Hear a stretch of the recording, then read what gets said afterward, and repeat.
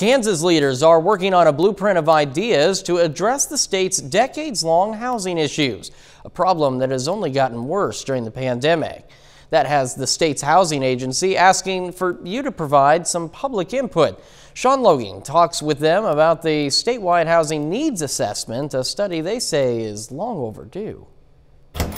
What COVID has done is made a problem a crisis in our state. The problem with housing in Kansas is a topic Ryan Vincent hears a lot about. Up until now, we've had a lot of anecdotal data. But the executive director of the Kansas Housing Resources Corporation says it's been a long time since it's been fully studied. It's absolutely critical for both my office as the state's housing agency, as well as for our state, for our policymakers, for our communities, to have accurate data. Ryan says this is the first time in about 30 years that Kansas has completed a housing needs assessment. So not only will it help them to update the data that they're currently going off of, it will help them to see what else has changed. Identifies what those needs are, that gives qualitative and quantitative data that we can then use at our office to better allocate existing resources. These include the recent pandemic-related rental assistance, homeless services, and funding for multifamily housing developments. For the assessment, Kansas Housing is working with the state's Office of Rural Prosperity.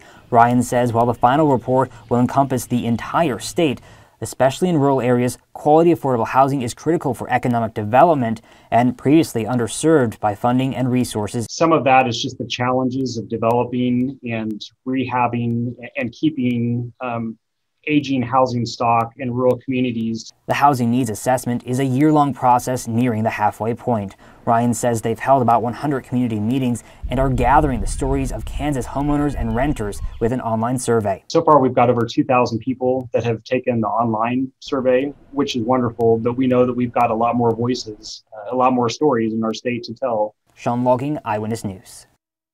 Well, still